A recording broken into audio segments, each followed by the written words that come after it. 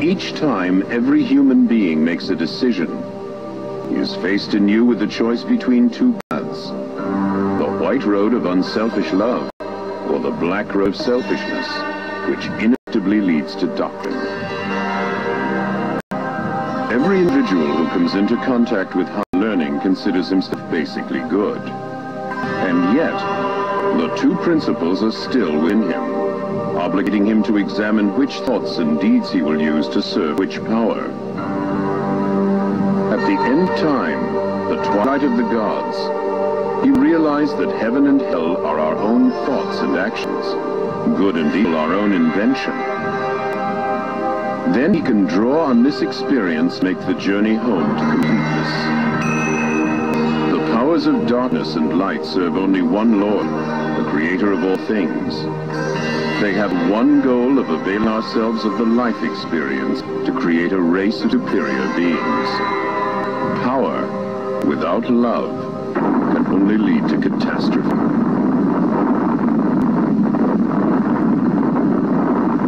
Back then, a young man came into contact with all these secret teachings in Vienna. Adolf Hitler. He read all the books and other literature he could find on these subjects. Hitler soon evolved a vision whereby he realized the world would have to be reforged to pave the way for a new age. The way was now marked out for the steps he would take. The sole power that seeks renewal and yet creates destruction. By the same token, this period would also see the development of positive knowledge, which would lead to the creation of a comprehensive technology. And once again, our search for clues in our quest for the alternative technology, supposedly responsible for the German UFOs which would appear later, led us back to Vienna, to the year 1917. 4 men and woman met here in the Viennese cafe Schopenhauer.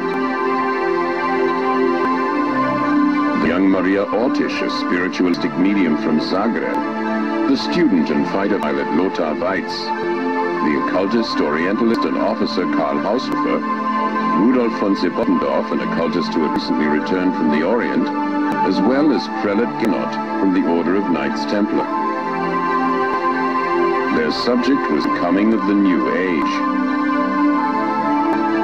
They spoke of secret revelations, the spear of destiny, the magical violet black stone. They discussed the possibility of making transmedial contact with the ancient Germanic and Babylonian.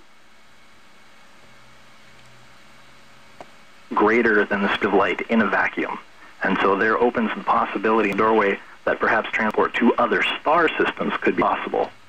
But certainly you could reach other points in the solar system, our solar system, which is part of the reason why I'm pushing so hard to try and get the word out now. Because moving into the solar system, you could avoid, you were speaking about a scientist who believed that 4 out of 5 people needed to die because the Earth is overpopulated. We don't need to sacrifice people, we just need to expand into the solar system, and here is a technology to do so.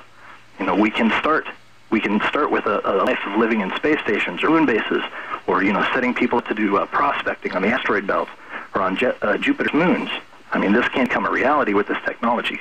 Oh yeah, you heard my wisecrack about the Jetsons, but yeah, I'd love to have a flying car and zip over the... since we were kids. Where is listing patents that have been filed for 100 years, so where are these things? If any of these people have built them and they do work, where are they? I mean, obviously some of the things that we're seeing in the sky as UFOs could be some of these Earth-made, still UFOs, but not made by aliens, by Earthmen, but obviously they're not selling them in flying car lots down on Main Street.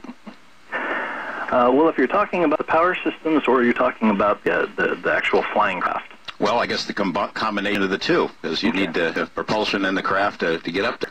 In taking a look, say we'll address the power systems of the first part and fuel, you can go back to as far as 1920s, I found, and find patents being filed for high-performance carburetors. Carburetors that get exceptionally good gas mileage. And many of these, they were bought by oil interests. They were bought and they were shelved and were never manufactured. There are a lot of horror stories, which I will neither confirm nor deny at the point, about, you know, people and their lives being threatened, etc.